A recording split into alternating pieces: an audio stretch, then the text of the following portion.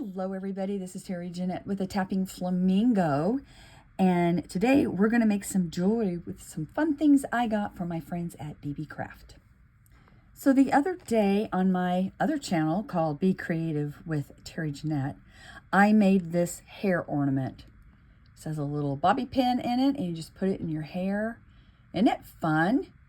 And I got all these beads, I think all of them except for these silver beads, I got from BeeBeeCraft, and I'll talk a little bit about that in a second.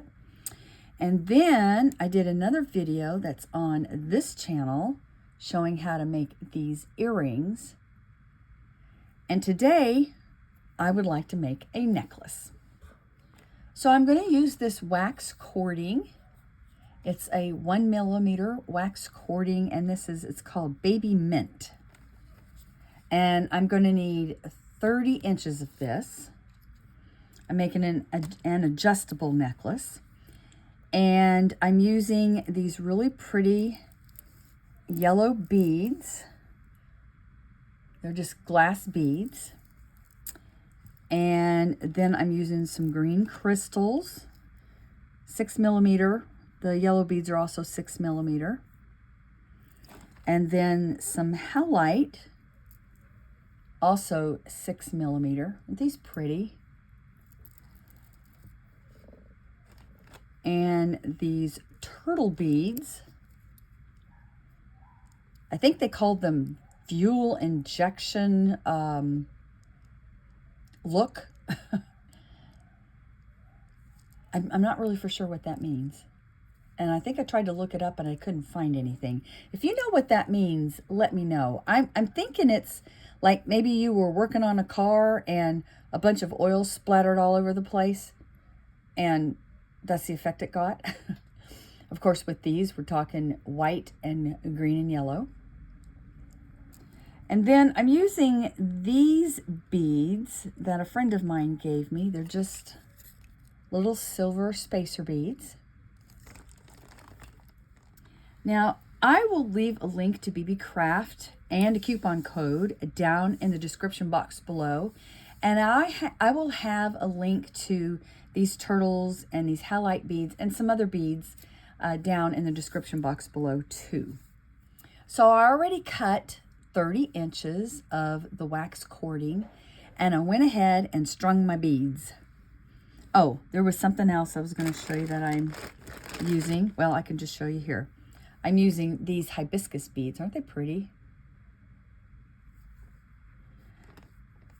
So all you need to do is find the middle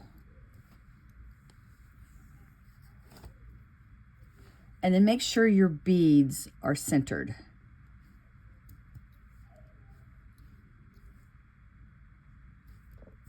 There, that's about right. And then I'm going to take one side of these, and about right here, I'm going to tie an overhand knot. Like so. Let me see if that bead will be okay. Yeah, it's not going anywhere. If you had a bead that had a bigger hole, you might want to tie another overhand knot on top of that, but we're going to be fine there.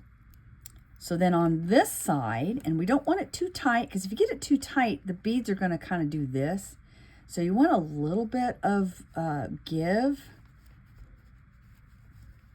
but you don't want so much give that you've got your cording showing through. Okay. So then, and it's okay if a little bit of it shows through. I mean, this is pretty. I love this color.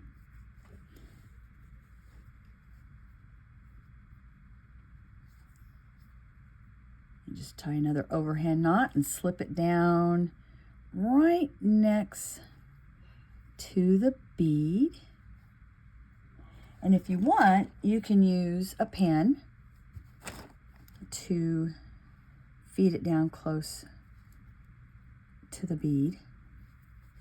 But like I said, you don't want to do it too tight or you'll have your beads wonky. You don't want wonky beads. Now, there's a little bit of give, and that's okay. I'd rather have a little bit of give than my beads be all like this. All right, so that's how you do that part. Now to make it adjustable. So you can use whatever color. I'm going to use black cording. I make a lot of awareness bracelets with this particular cording. They're waterproof, adjustable bracelets. And somebody said something to me the other day about maybe making jewelry that has some type of a, I know that came from Tappingflamingobling type thing. And I thought, yeah, I should do something where it's like a branded almost, you know. People have brand colors, which I do and all. But for this, I know some people will put like charms, like for instance, Pure Vita bracelets. They have the little charms on the side with the P. That's kind of their signature. That's what I'm trying to come up with, the word signature. So I am going to start using black cording and black beads in the back of this type stuff.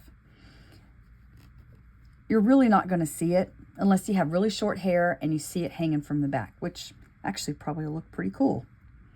All right, so the way you do a sliding knot is just square knots, a series of square knots. So you tie that. I'm going to make sure that your cording does not get twisted. Okay. And you know, you can make a bracelet like this too if you wanted to. It's the same thing. Just you would make everything shorter. Oh, okay, let me show you what I'm doing. So you take, after you tie it on, you take one side and you bend it over like this so you have a loop. Then you take the other side and you put it on top, and then you come through under and through the back there. And then you carefully tighten up that knot, making sure that these don't crisscross. You don't want them going like this. You'll have issues with your knot if you do. So now we're going to go on this side. We're going to make the loop on this side. We're going to come down under like so and tie the knot, tighten the knot. And you just keep doing that back and forth, at least 3 times. I like to go until I just run out of cording here. Or I'll probably just do 4 times. Because I could probably go 2 more times, and I don't know if I want that look. All right, so the next thing you do is you take your scissors and you trim to about that much. And then you get a lighter. You can use a candle, and then you just burn these in and you push them in so it melts into this. And I'm going to do that off camera because, well, close corners here. I don't want to start a fire. All right, so I got the knot done.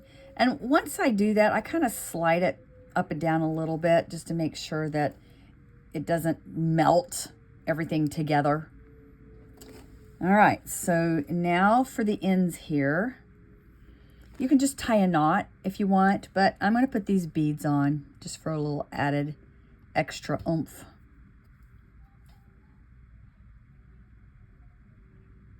Maybe. There we go. And then I'm going to tie, I'm trying to think. I think I'm going to do these a little different. I think I'm going to tie a knot, maybe a couple knots on top of each other, and then I'm going to fray the ends. A lot of times I just tie a knot and burn them, but I think I'm actually going to fray the ends to kind of give it a boho look. So I want a little bit of room at the bottom there, and I think I need 2 knots. You want to make sure they're on top of each other. And then take your pin again, untwist this. And like I said, you can burn this if you don't like this look, but I'm gonna fray the ends a little bit. Okay, I'm gonna finish this up and do the other side, and I'll be back. And one other thing, you can leave this go if you want. I don't want it sliding all over the place, so I'm gonna tie a knot on the other side of the bead so it stays in place, like that. And then I'm gonna look at these two together, see if there's any trimming I need to do, which I don't think there is, and we are finished.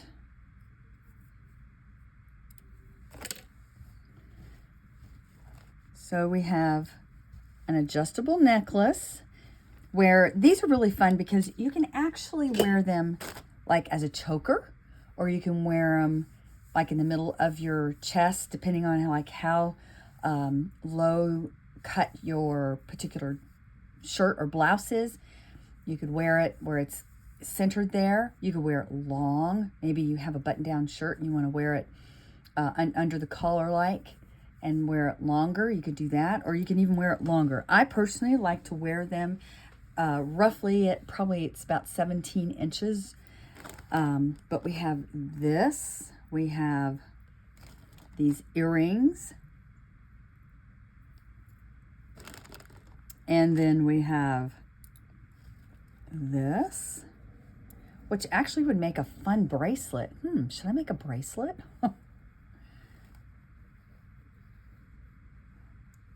I will leave links to this hair dangle down in the description box below, and I'll leave a link on how to do these earrings, the video that I did at the end of this video.